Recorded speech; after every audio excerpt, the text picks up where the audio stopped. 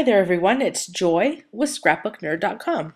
Today I'm going to share a process with you of making a small canvas. I started by covering the canvas with strips of paper and then covering all those strips of paper with a light coating of gesso so you could still see some of the pattern poking through. I'm going to use the Dina Wakley Scribbly Bird stamp set here.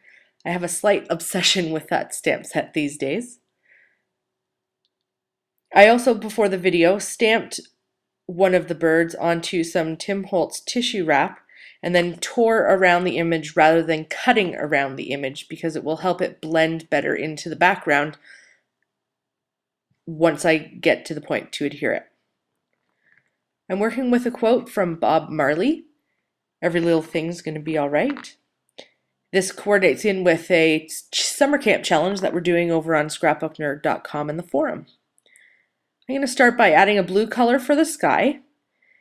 I do use my finger quite a bit when I am working with canvases. I feel like I have a little bit more control, and I like the inconsistencies that I get when I apply the paint with my finger as well.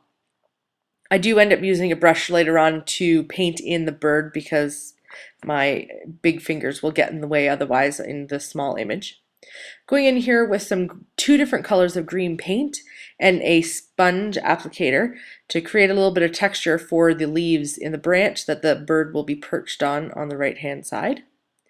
I'm also going to go in and use my finger as well in order to create, again, a little bit more texture in the leaves, and I'll show you that in just a bit here.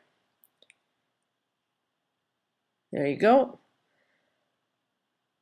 The next step I'm going to do is again use some more acrylic paint and do the sun. And most of the time when I'm applying paint, I tend to spread that color that I'm working with over the canvas in different areas.